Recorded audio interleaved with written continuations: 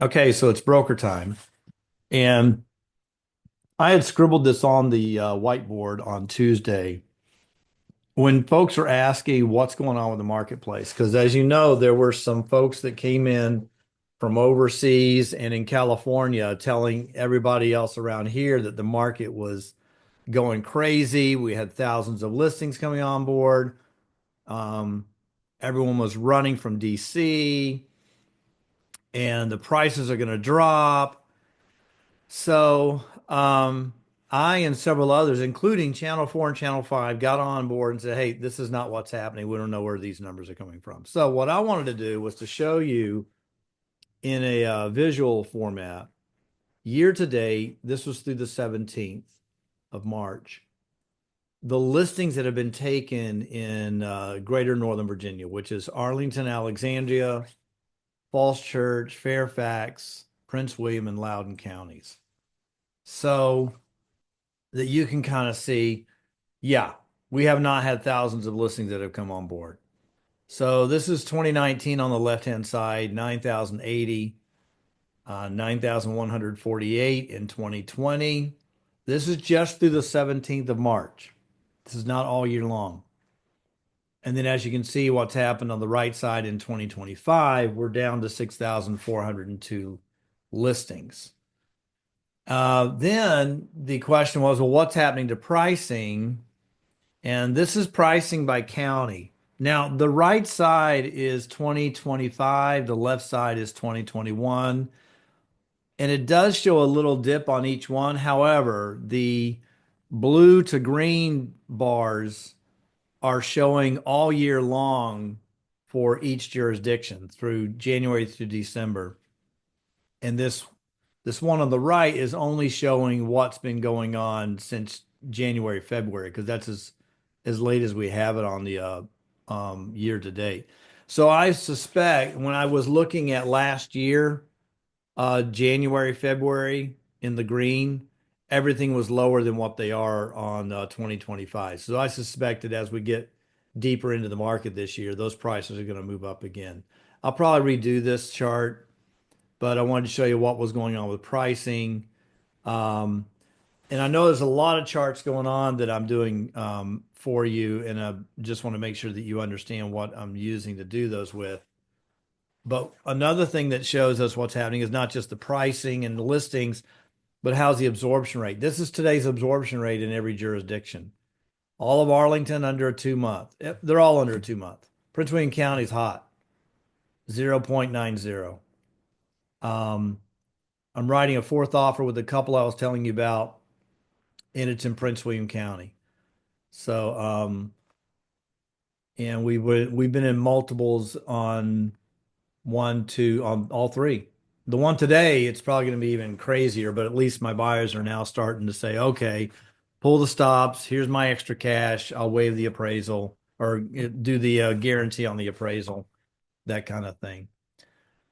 So that's what I see happening on the market through year to date. And what I was talking about on Tuesday was, okay, so what else can we do to help people out? And another thing I wanted to show was this resource that I sent out to everybody on the Displaced Federal Workers Resources Northern Virginia region. Thanks, Stormy, for sending out the virginiahasjobs.com. I don't know why I didn't see this one. This is almost like this one's kind of like an all end all of everything if you want to go with that one. Um, Let me go to this Yeah, one. it's an initiative. I think it came out at the end of February from the Yeah. Youngkin administration. So, but what I like about this one is if you go to Northern Virginia, it's got them divided by private jobs and public jobs. And the concern I have with a lot of these is that, like, oh yeah, go here, and they did not take you to the jobs. You had to go find them. So my sheet that I sent out to everyone takes you directly to the job. So like, here's Fairfax County Public Schools. This is here, and then you have to click um, what are the instructional jobs.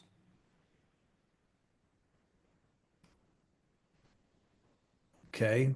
Nothing on that one. I know that's not accurate. School specific vacancy list. Okay, it's loading it. Anthony, are you clicking something and Yeah, I making it just move? clicked and it says it's loading. We don't see any movement, just to letting you know. Okay, try it again.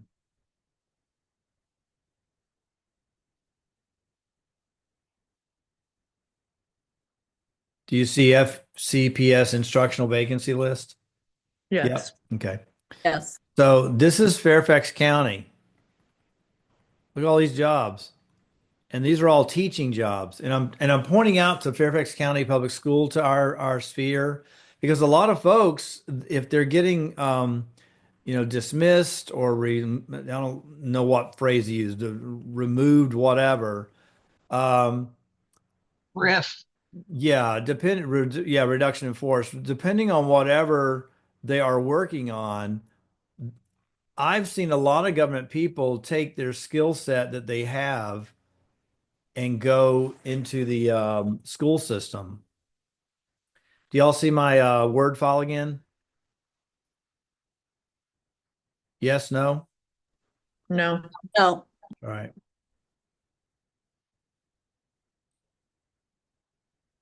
How about now? Yes.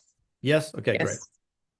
Because then what I have here is the Virginia Department of Education, how to become a teacher. You don't have to have a master's degree to be a teacher at public schools. You just have to have a license or a certificate. They're county by county, but this is the state level here. And so someone can go here to say, hey, maybe this is something that I want to look at. I can teach some of these courses. They're not all subject based.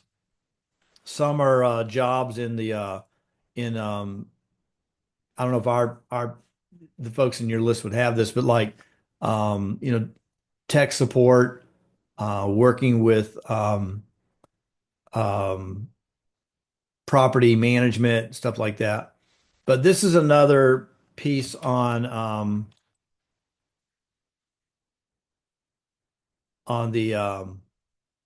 the list that's there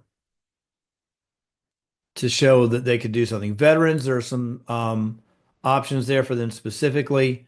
And then we went into the resources for for Alexandria and then the school and the government jobs. Particularly, I thought was interesting were the government jobs that are in every jurisdiction. Um, and there's a lot of government jobs. So I'm making an assumption, right or wrong, that if they're already in government, they understand that line of work, and so hopefully they have the opportunity to go from full time with the government to maybe something they could do um, on the job with the county. And as you can see, these are pretty good paying jobs. 65 to 115 for deputy emergency, chief of information tech. That's a lot of folks that could do that. Human resources tech. So just a lot of different types of positions here that are available to them. A lot of hourly. So if they need something temporary in these jurisdictions, that could help. This link right here that I have from the resource list I've put together is not actually Alexandria City. This is governmentjobs.com. So if they are looking to go elsewhere, I don't know how it is in other regions. Maybe, the government jobs on the local level in North Carolina and Illinois and places like that are not as prone to be affected by the reduction in force as we are. And so maybe folks could be looking at government jobs in other states that might be beneficial to them. So I think what I want to just make sure we're doing is just giving them these resources of, did you know this is available in Northern Virginia? Did you know that all these counties have workforce resources? They have government jobs, they have school jobs. The Economic Development Authority knows what's coming down the pike as far as new development. And I have them for every county in Northern Virginia. And then there's the National Job Resources. teaching requirements by state, clearance jobs. I thought this was cool. This is a website for people that have security clearances. Um, and I'm hearing it all around as far as like my client, they work in a secure environment. And I said, "Well, how are you looking?" He's like, "Oh, we're good. They're not going to be reducing us in our force. Others, not so fortunate." So, and then it has the links to the different Beltway bandits in those security job sections. And then I thought this was good too, is launching your own business. Can y'all see my sheet again? My word sheet, thumbs up. Yes. Yeah, okay. So this is just a few resources for them to see, well, maybe now's the time to get loans. I don't know if you knew this or not. When COVID hit, nationally, business licenses spiked. A lot of people took the opportunity to say, you know what? If I'm going to be at home, I'm going to launch my own business.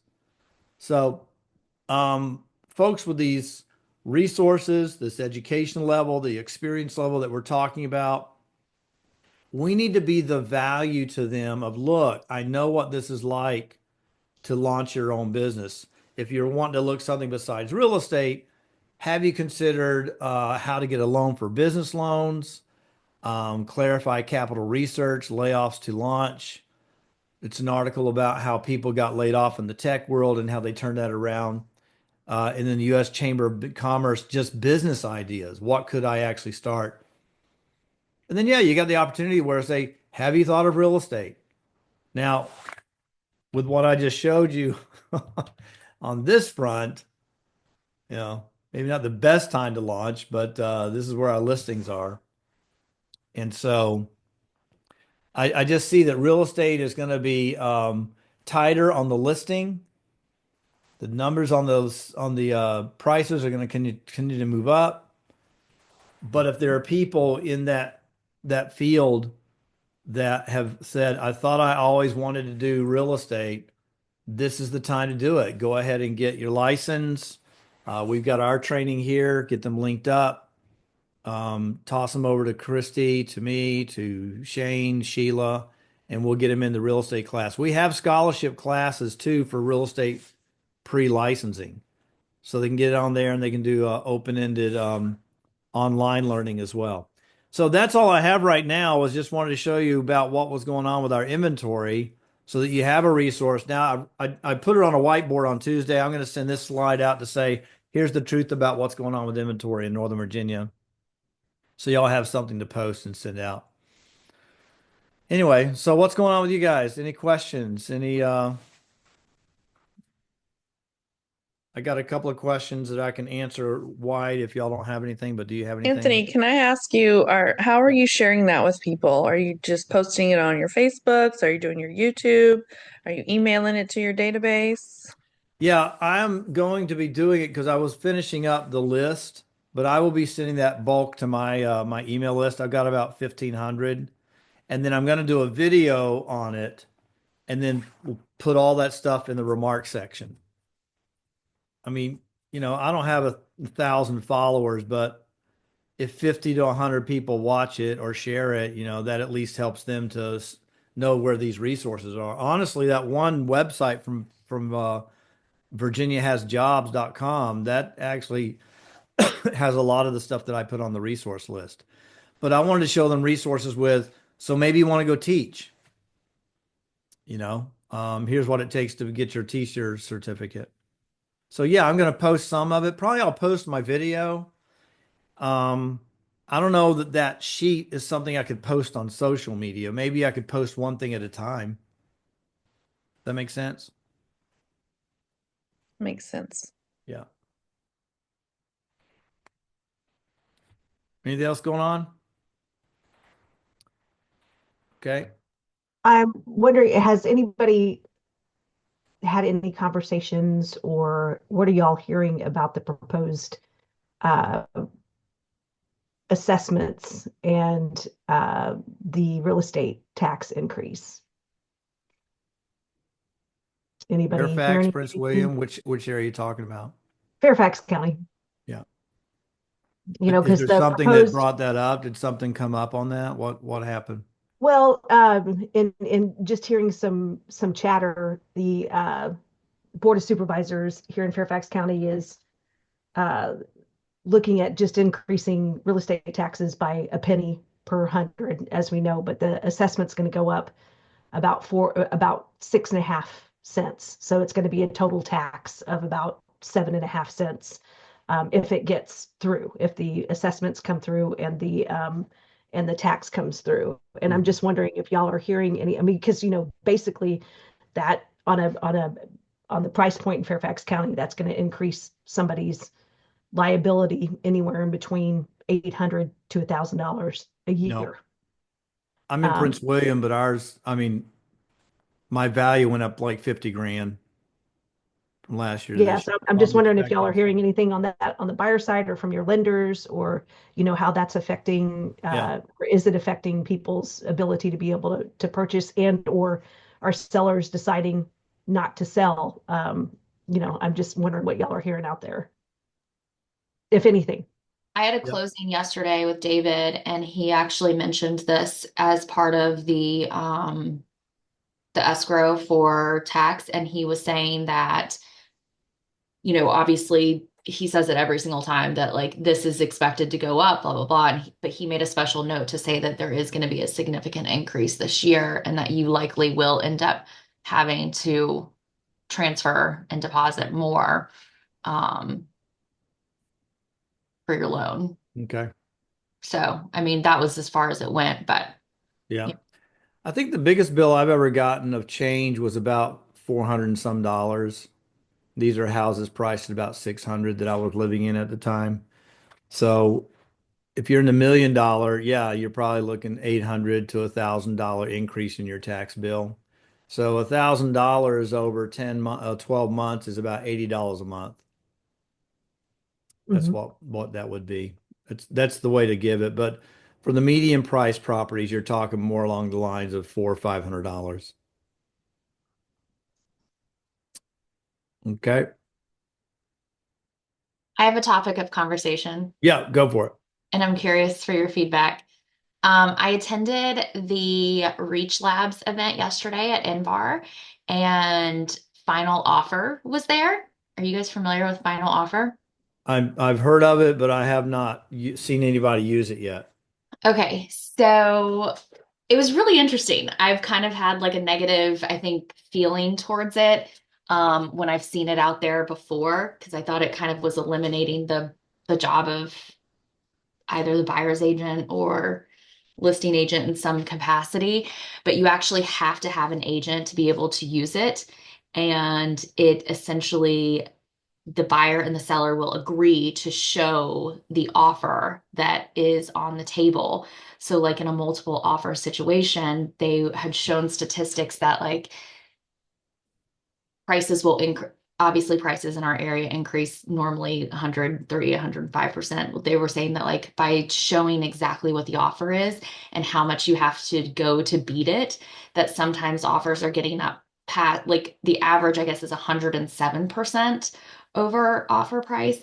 And that it could go up even further than that. Like they were showing some that went up like 120, like just outrageous things. And Mhm. one of them was in Bethesda, which like it was a little different, I think, specific property. But anyways, really curious about using it for a listing. You don't have to, like, you don't have to advertise that you're using it um prior to receiving an offer. But for instance, like if you received an offer and your seller wasn't happy with it, you could then post it, and Mhm. then it tracks the number of clicks of people who are looking at that offer, who see that offer, and then it shows like each time someone comes in with a higher offer. So the idea is that they have seen the property and now they're making bids like eBay. Yes. Yeah. Yeah.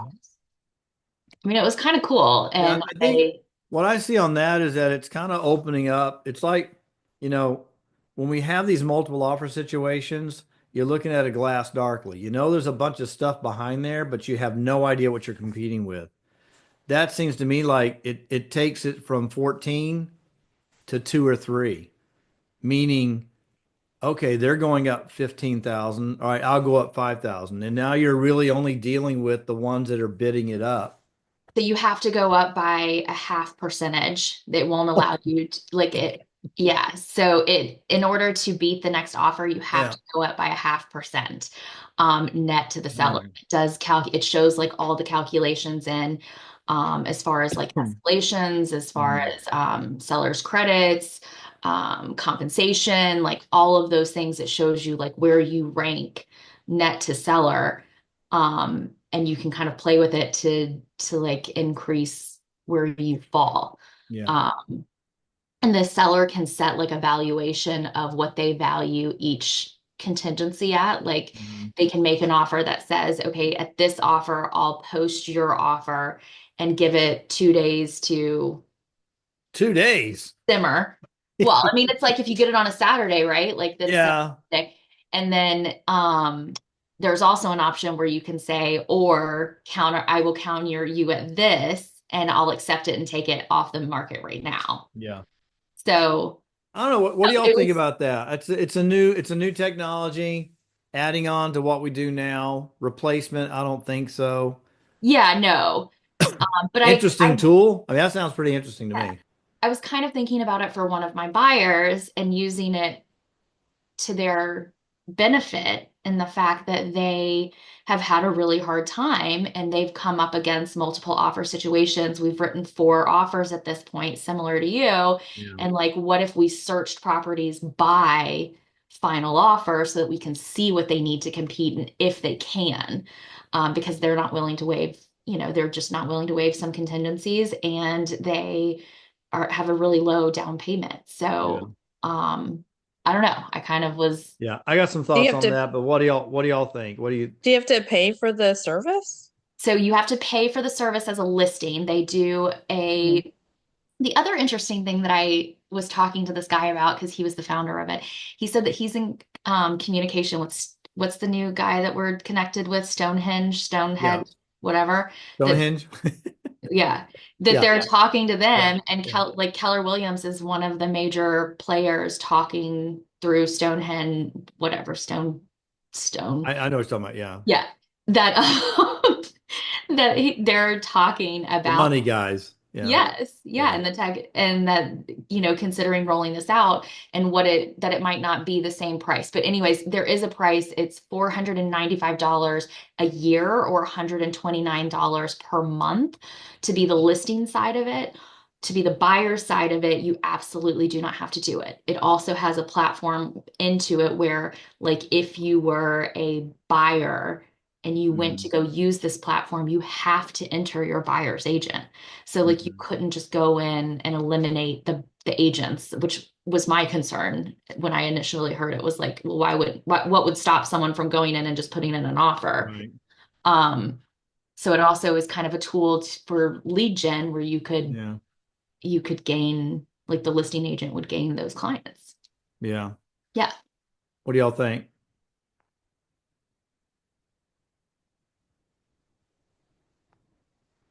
Well, okay, so I'll take a stab at it. I think what we're looking at is a new methodology of submitting offers.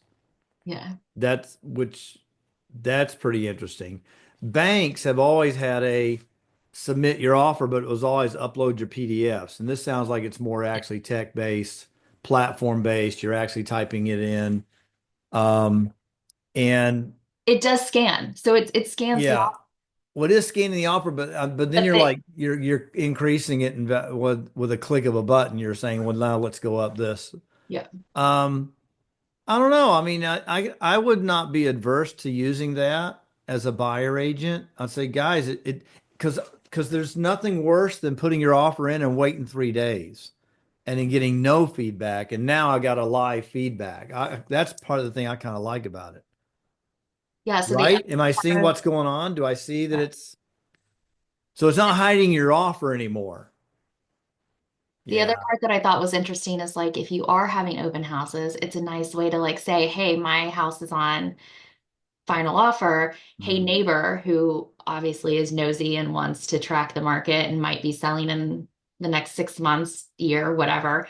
watch what this does, especially if it's in a Mm-hmm. it's in a multiple, it's offer situation that it could get to that point. Like, hey, watch this and see what I've done with my listing. And then it captures their information. You could reach out to Yeah. them, like see if they're following it. Like you can track all the people who are following it and the people who aren't making offers versus the people who, are competing. And the people that are following it are agents then, right? You're following the agent. It's consumer facing. So it could be Oh. consumers, it could be neighbors, it could be buyers, it could be Hmm. anyone. Yeah. That's intriguing. Yeah. I was very interested. I left with Yeah. it. It kind of feels like if you're not using it, you'd be at a disadvantage with the other people who are using it. Possibly.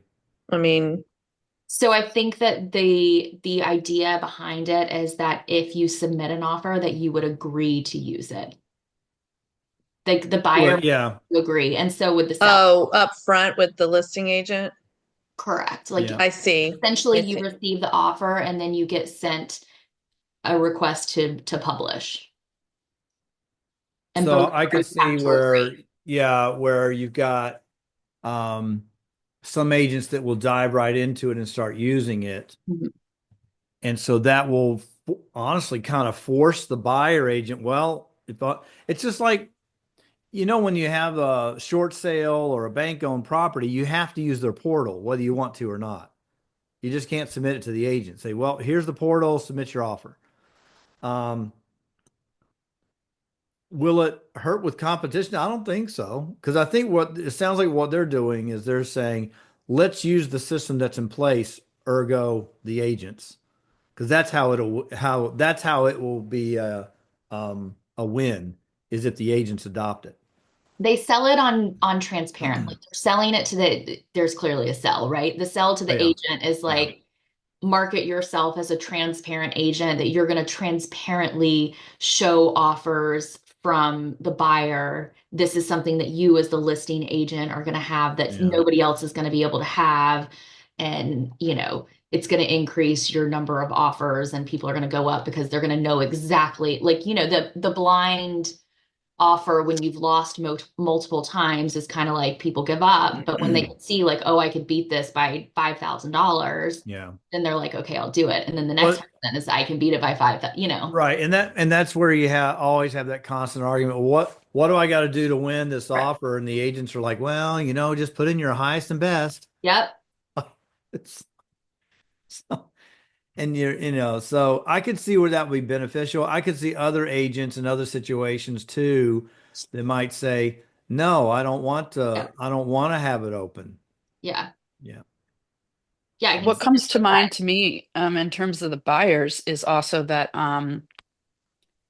if you have kind of a stubborn buyer that, and Megan, you and I have talked about this, like you have a stubborn buyer who doesn't necessarily trust you when you say, you got to increase by this amount, or you have to waive this contingency, or, whatever it is, and they keep losing and they're getting frustrated, but at the same time, they're not necessarily listening to your advice.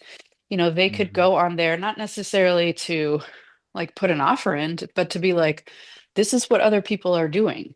Yeah. And this is how they're winning as sort of an example, maybe. I don't know if you can use it like that.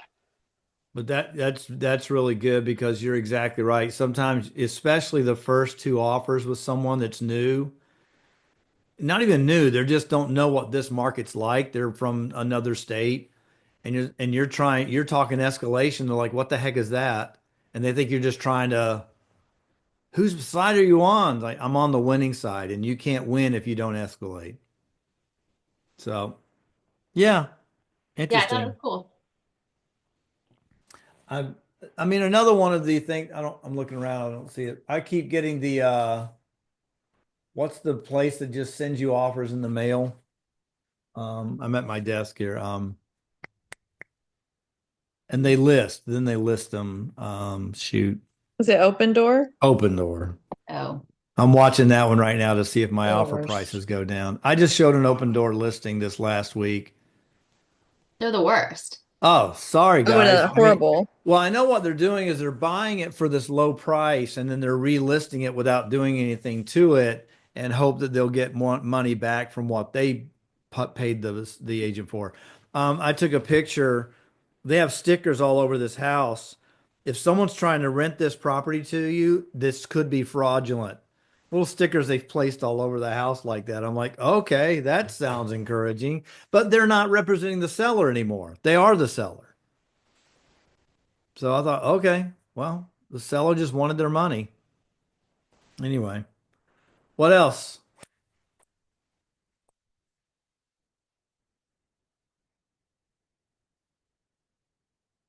All right, I'll put a problem out there while you're thinking about it. You got a tree that's close to the line and all the limbs are hanging over the line, and the insurance company says you can't get any insurance because the tree is a threat. What you do?